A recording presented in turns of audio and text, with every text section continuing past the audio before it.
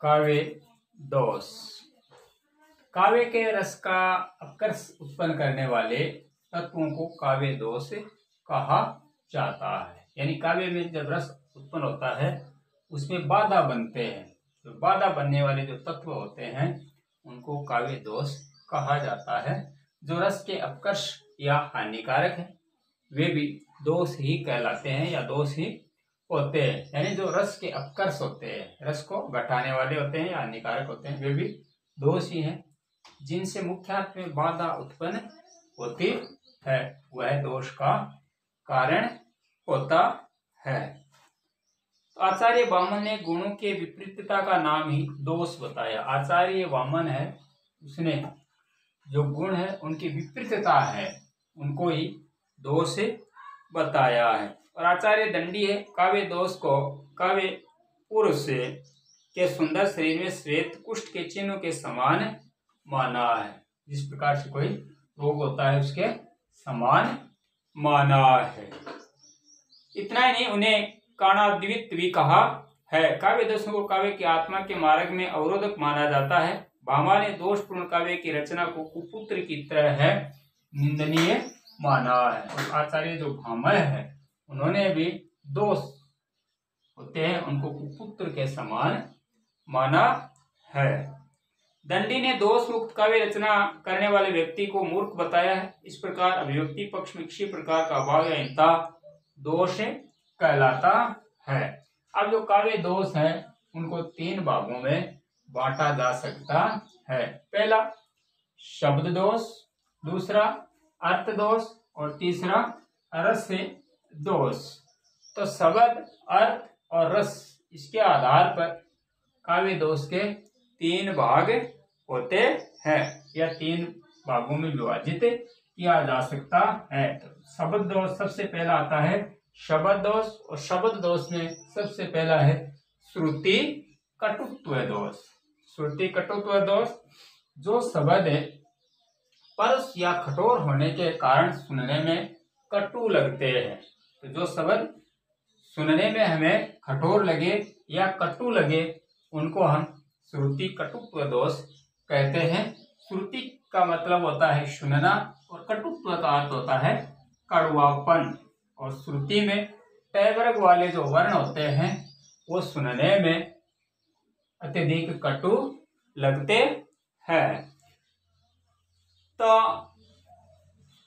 कानों में जो खटके उनके कारण श्रुति कटुत्व दोष होता है। श्रृंगार, करुण और शांतरस में कठोर वर्णों का प्रयोग दोषजनक माना जाता है। उदाहरण श्रुति कटुत्व का लपट, झपट, जहराने, हहराने, जहराने, भट, प्रबल, परियो, परावनो, ढखन, ढकेली, पेली, सचिव, चलेली, ठेली। यानी इसमें श्रुति कटुत्व दोष में जो ट वर्ग है, ट वर्ग वाले वर्णों की अधिकता होती है।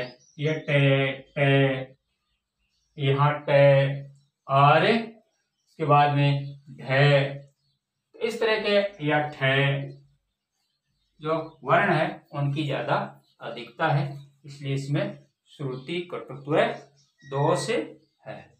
उसके बाद में आता है 2 नंबर पे संयुक्त संस्कृति दोष। तो संयुक्त संस्कृति दोष में भाषा अथवा व्याकरण के नियमों के विरुद्ध जहां काव्य में अशुद्ध शब्दों का प्रयोग किया जाता है, भाषा अथवा जो व्याकरण के नियम है उनके विरुद्ध जब काव्य में अशुद्ध शब्दों का प्रयोग किया जाता है वहां पर संयुक्त संस्कृति दोष होता है। उदाहरण देखें, मरम वचन में सीता बोला, तो मरम वचन में सीता बोला यह वाक्य व्याकरण के नियमों के विरुद्ध है। यह होना चाहिए मरम वचन में सीता बोली, तो यह व्याकरण के नियमों के विरुद्ध में है, इसलिए इसमें अशुद्ध शब्दों का प्रयोग किया गया है। दूसरा उदाहरण, फूल की सौंदर्यता सबको अच्छी लगती है, तो फूल की सौंदर्यता यानी फूल की सुंदरता तो सबको अच्छी लगती है, लेकिन सौंदर्यता यानी इसका भाववाचक संज्ञा बना दी गई है, तो वहां पर व्याकरण के नियमों के विरुद्ध इसमें कार्य किया गया है, अशुद्ध शब्दों का प्रयोग किया गया है। परम वचन में सीता बोला, फूल की सौंदर्यता सबको अच्छी लगती है, इनमें संयुक्त संस्कृति दोष है। तीसरा आता है क्लिष्टत्व, क्लिष्टत्व दोष। और क्लिष्टत्व दोष में जब किसी रचना में पांडित्य प्रदर्शन की दृष्टि से जानबूझकर ऐसे शब्दों का प्रयोग किया जाए जिनका अर्थ ग्रहण करने में अत्यधिक कठिनाई का अनुभव हो, यानी जब हम इनका प्रदर्शन करते हैं, पांडित्य प्रदर्शन करते हैं और जानबूझकर ऐसे शब्दों का प्रयोग करते हैं जिनमें कठिनता आती है, यानी कठिनाई का अनुभव होता है, वहां क्लिष्टत्व दोष होता है।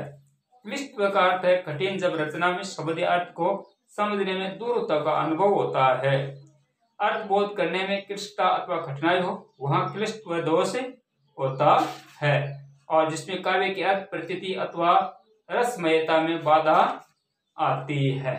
उदाहरण देखें तो सीडी अर्थ गति कृष्ट कहावे एन, खगपति पति तिये पितु वधु जल समान तुझे वेल। तो खगपति अर्थात गरुड़, उनके पति विष्णु, उनकी स्त्री लक्ष्मी, उनके पिता समुद्र और उनकी वधु गंगा के समान तुम्हारे वचन है। तो इनमें क्लिष्टत्व दोष है। चौथा आता है ग्राम्यत्व दोष।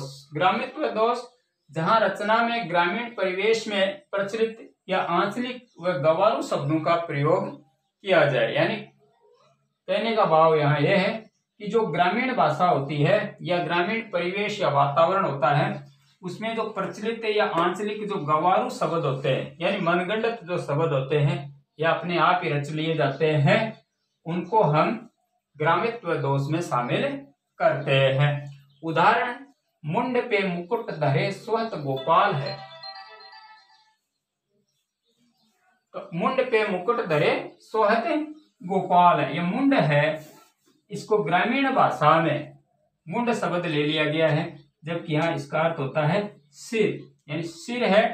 सिर को ग्रामीण भाषा में या आंचलिक भाषा में या गवारू भाषा में मुंड कह दिया गया है। मुंड पे मुकुट धरे सोहत गोपाल है, जबकि यहाँ से सिर पे मुकुट धरे सोहत गोपाल है। इस कारण से इसमें ग्राम्यत्व दोष है। और पांचवा आता है अप्रतीत्व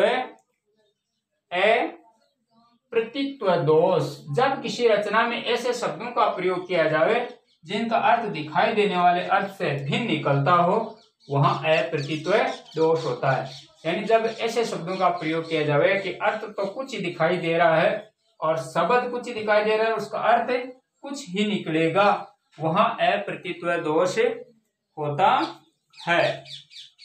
अर्थात जहां कोई शब्द लोक शास्त्रीय दिखाई दे वहां उसका अर्थ काव्य शास्त्रीय या दर्शन शास्त्रीय निकलता हो, और जो शब्द काव्य शास्त्रीय या दर्शन शास्त्रीय दिखाई देते हो वहां उनका अर्थ लोक शास्त्रीय निकलता हो, वहां अप्रतीत्व दोष होता है। जब काव्य रचना में शास्त्र विशेष के पारिभाषिक शब्दों का प्रयोग करने पर भी अप्रतीत्व दोष होता है। इस प्रकार अप्रतीत्व दोष वहां माना जाता है न काव्य में सामान्य व्यवहार में प्रचलित शब्दों की अपेक्षा अप्रचलित पारिभाषिक शब्दों का प्रयोग किया जाता है। उदाहरण देखते हैं, विस्मय यह गोदावरी अमृतन को फल दे। जब किसी रचना में ऐसे शब्दों का प्रयोग किया जाए कि जिनका अर्थ दिखाई देता है, दिखाई देने वाले अर्थ से भिन्न निकलता है। यहाँ विस्मय यह गोदावरी अमृतन को फल दे, विस्मय का सब यहाँ अर्थ लगाएंगे कि विष यानी जहर, विष का अर्थ होता है जहर, लेकिन गोदावरी का जो अमृत है वह गोदावरी में जहर न बह करके पानी बहता है, इसका अर्थ होगा पानी। तो पानी को यहाँ विष कह दिया गया है। तो जब किसी रचना में ऐसे शब्दों का प्रयोग किया जाए जिनका अर्थ दिखाई देने वाले अर्थ से भिन्न निकलता है, वहां अप्रतीत्व दोष होता है। विस्मय यह गोदावरी अमृतन को फल दे। तो शब्द दोष में श्रुति कटुत्व, संयुक्त संस्कृति, क्लिष्टत्व, ग्राम्यत्व और अप्रतीत्व दोष।